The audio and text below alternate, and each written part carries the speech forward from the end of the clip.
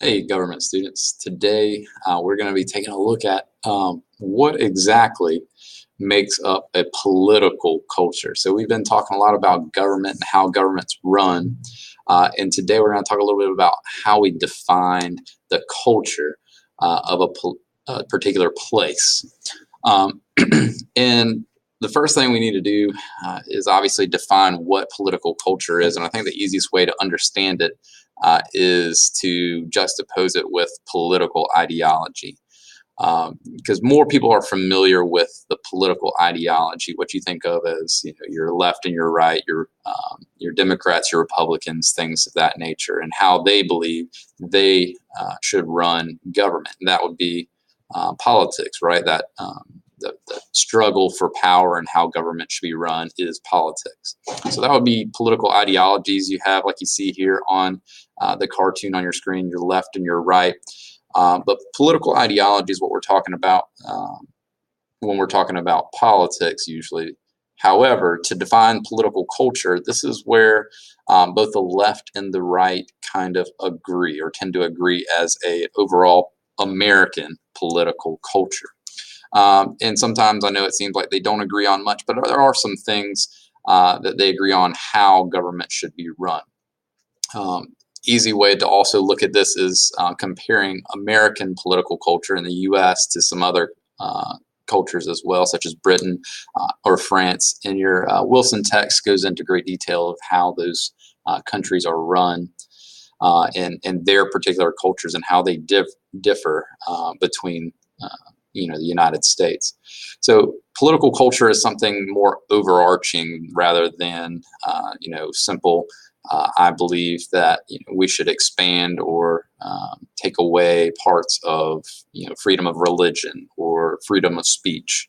That's something the left or right would do. Political culture would be the fact that in the United States we believe in general that freedom of religion and freedom of speech should exist in the first place, not exactly how much. That's more where the ideologies come into play. So what things do we take as the basis for our American political culture? And that's what we're going to take a look at here in just a minute. I'll give you a nice handy dandy list. But first of all, how do we know? How do we know what our political culture here is in America? How do we measure that? The first way is we take a look at polling. That's the most obvious way, and since World War II, we've used polling quite a bit to measure what and how people believe in certain topics and ideologies to get a feel for what the general population thinks. So polling is a good tool. It's not a perfect tool. We can look at other things as well. Take a look at what Americans hold dear and what we find to be important in throughout our history. So let's take a look now at where our political culture came from. Right, so our sources of political culture.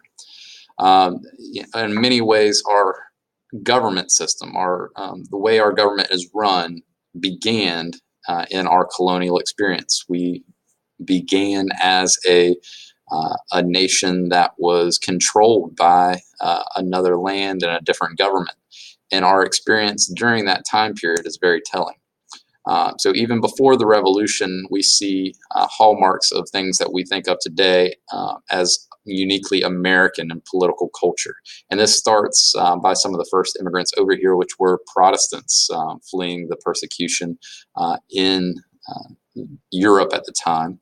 And this idea of a Protestant work ethic that was presented by a guy named Max Weber. And basically he puts out this idea that these Puritans or Protestants came over and basically made a life for themselves, and they didn't necessarily wait on someone to help them. They weren't looking for a handout. They were very self-reliant and self-made, and in many ways that trickles down into our core beliefs as Americans today as well. And also in many ways that Protestant church structure is very similar to our government style today, especially compared to some of the other church styles, such as the Catholic Church. The Protestant church style were more democratic in many ways, not like the political party, more like the style of government. And so they had many things that were voted on by congregations and elected representatives in these particular Protestant churches, which basically gave a basis for how we were going to set up our later government.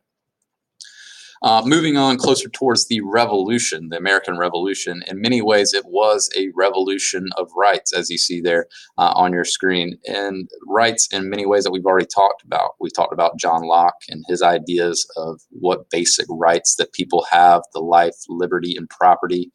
We see are very evident ideas in our Declaration of Independence.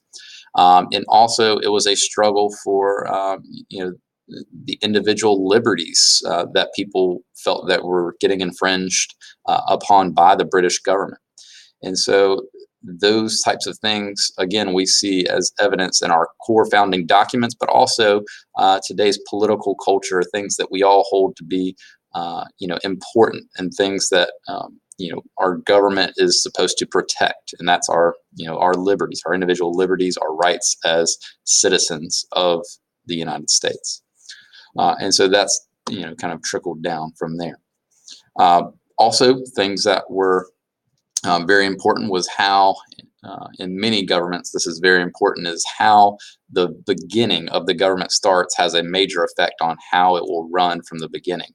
And so leaders like you see down here of Washington, Adams, and Jefferson played a major role in that as well.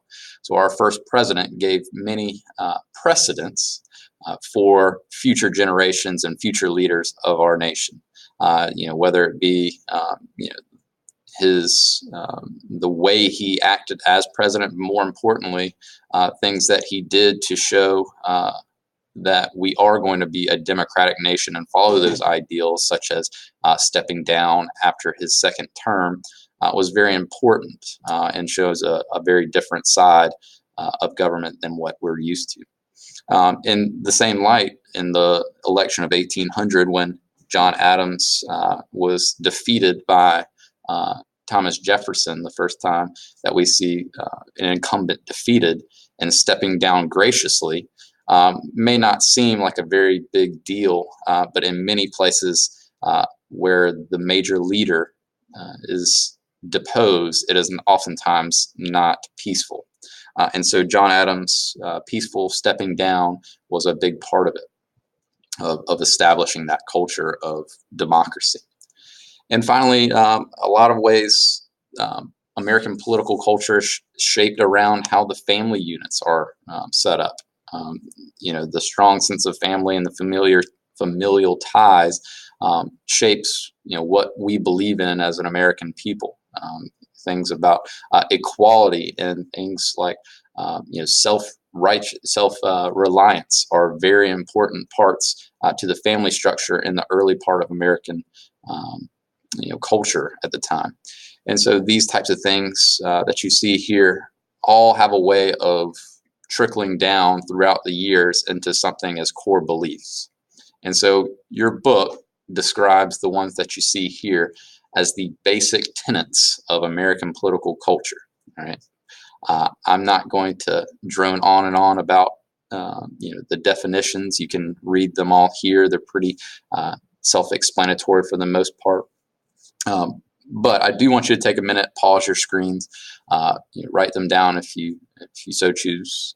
But I do want you to understand these 8 terms that Wilson comes up with as the major parts or tenets to our own American political culture, something that we all hold as Americans to be important to us. So it's not an ideological thing. This is an American thing. And so we'll talk later about how do we test these? How true are these different types? But go ahead and pause your screen now and take some notes if you like. But make sure you know these 8 tenets.